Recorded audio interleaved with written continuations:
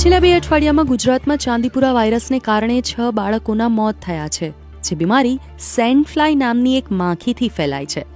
આખરે કયા છે એ પરિબળો જે આ રોગના ફેલાવા માટે જવાબદાર છે, અને આ માખી કરડે તો શું થાય, અને તેના ઉદ્ભવ વિશે આ વિડીયોમાં જાણવાનો પ્રયાસ કરીશું.